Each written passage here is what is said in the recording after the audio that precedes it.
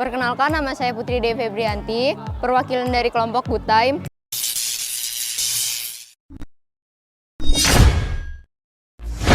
Di video kali ini saya ingin membahas materi tentang pendidikan kewarganegaraan yang berjudul tentang Pancasila, ide-ide pendiri bangsa tentang negara merdeka. Pada Perang Dunia Kedua, kondisi Jepang terdesak.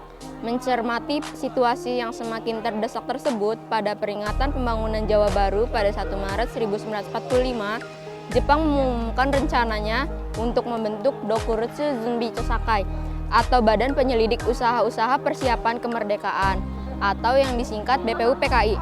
Akhirnya, Dokuretsu Zunbi Chosakai atau Badan Penyelidik Usaha-Usaha Persiapan Kemerdekaan atau BPUPKI pada 29 April 1945 bersamaan dengan hari lahir tahun Kaisar Hirohito atas izin Panglima Letnan Jenderal Kumakichi Harada, di dalam BPUPK terdapat dua badan, yaitu Badan Perundingan atau Badan Persidangan dan Kantor Tata Usaha Sekretariat.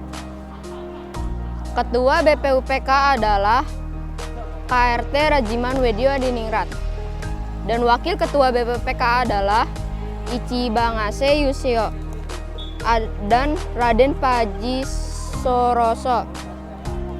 BPUPK melaksanakan 2 kali sidang. Yang pertama pada tanggal 29 Mei sampai 1 Juni 1945 membahas tentang dasar negara, dan 10 sampai 17 Juli 1945 membahas tentang rancangan Undang-Undang Dasar. Koleksi Prigodikdo menyebutkan beberapa nama yang berpidato pada 29 Mei 1945, yaitu yang pertama ada Margono, Sosrodiningrat, Somitro, Wiranata Kusuma, dan Wojo Nangringrat, Sorjo, Susanto, Sudirman, Dasat, Roseno, dan Aris. Pada 30 Mei 1945 ada 9 tokoh yang berpidato pada sidang BPUPK, yaitu Muhammad Hatta, Haji Agus Salim, Samsudin, Wongso Nagoro, Sorasman, Suwandi, Arachim, Sokiman, dan Sutorjo. Pada sidang BPUPK tanggal 31 Mei 1945 ada 14 tokoh yang menyampaikan pidato, yaitu Supomo, Abdul Qadir, Hendro Martono, Muhammad Yamin, Sanusi, Lim Kon Hya, Monendar, Dahler, Soekarno, Ki Bagus Hadi Kusumo, Kusuma Atmaja, Oi Jong Hao, Parada Harahap, Bentaran, Panitia 9, dan Mukadimah Dasar Negara. Setelah sidang pertama BPUPKI selesai, sejumlah anggota BPUPKI mengadakan pertemuan untuk membicarakan langkah berikutnya, yang kemudian terbentuk 2 panitia kecil. Panitia pertama beranggotakan 8 orang dan panitia kedua beranggotakan 9 orang. Berikut nama anggota panitia 8.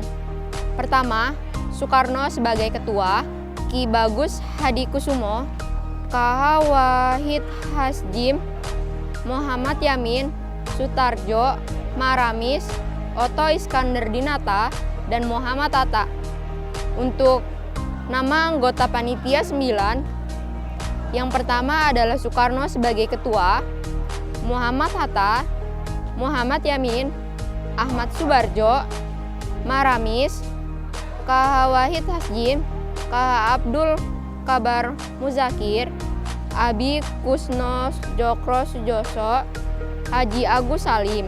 Sementara itu, panitia 9 mengadakan rapat pada 22 Juni 1945 tentang dasar negara dan berlangsung alot karena terkait relasi agama dan negara. Dengan mengacu kepada seluruh masukan para anggota BPUPK, terutama pidato Soekarno yang secara gamblang menjelaskan dasar negara, akhirnya disepakatinya rancangan asas atau dasar Indonesia Merdeka yang diberi nama oleh Soekarno sebagai Mukadimah.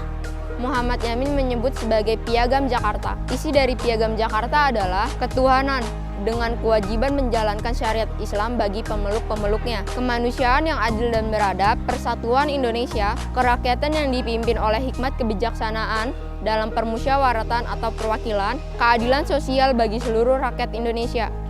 Berpancasila di era media sosial.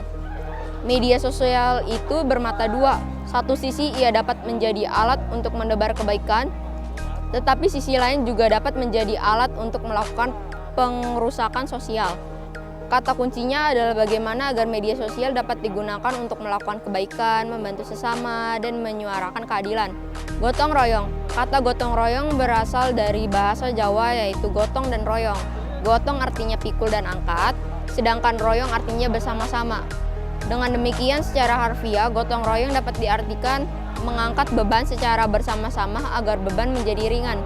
Konjaraningrat membagi gotong royong yang terdapat pada masyarakat pedesaan menjadi 4 jenis, yaitu tolong-menolong dalam aktivitas pertanian, tolong-menolong dalam aktivitas sekitar rumah tangga, tolong-menolong dalam aktivitas persiapan pesta dan upacara, tolong-menolong dalam peristiwa kecelakaan, bencana, dan kematian. Gotong royong harus dilandasi dengan semangat keikhlasan, kerelaan, kebersamaan, toleransi, dan kepercayaan. Sekian dari kelompok kami, video kali ini sampai sini saja. Terima kasih.